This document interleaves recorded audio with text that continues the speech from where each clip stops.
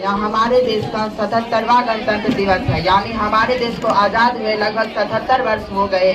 हैं। आज का दिन यानी 15 अगस्त को हमारा देश अंग्रेजों के तानाशाही प्रवृत्ति से पूरी तरह से सामाजिक, आर्थिक, राजनीतिक एवं सांस्कृतिक रूप से पूरी तरह से स्वतंत्रता पाई थी। भारत अंग्रेजों का उपनिवेश किया था, गुलाम लगभग 200 वर्षों तक रहा था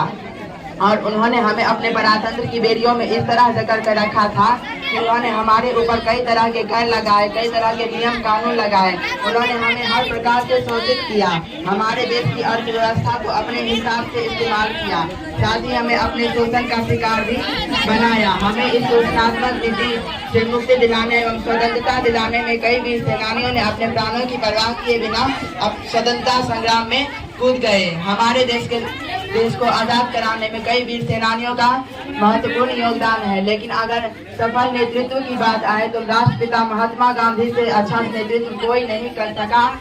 हमारे भारतीय स्वतंत्रता संग्राम में हमारे भारतीय स्वतंत्रता संग्राम के कुछ वीर सेनानी इस प्रकार हैं: सुभाष चंद्र बोस, लाला लाजपत राय,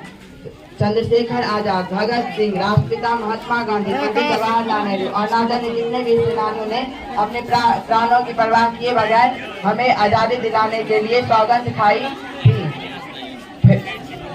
और सौगंध